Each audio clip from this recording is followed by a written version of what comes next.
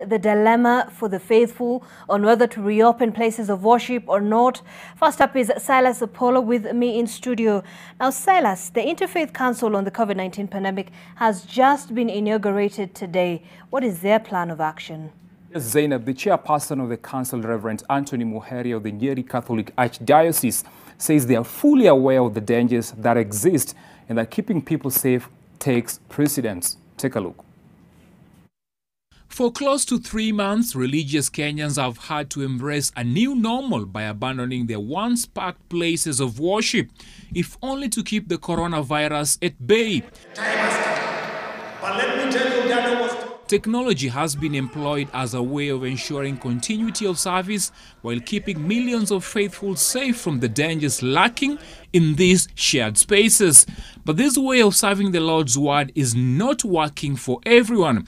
A survey by research firm Infotrack shows that more than half of the country wants places of worship reopened. Perhaps what was in the mind of President Uhuru Kenyatta during his address on June the 6th. The Ministries of Interior and Health will constitute an interfaith council to work out modalities and protocols of reopening of our places of worship. That 11-member Interfaith Council on the COVID-19 pandemic was appointed last Friday by Interior CS Fred Matiang'i.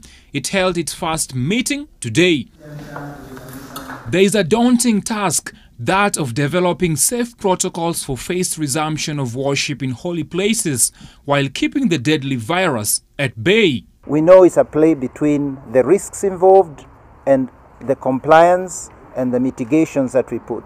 If we really decide to emphasize how we are going to defend and protect ourselves and our families, then it becomes easy to actually work out ways in which we can have those kind of gatherings. We now want to work with our religious leaders to see how else we can manage the situation that we are in the country.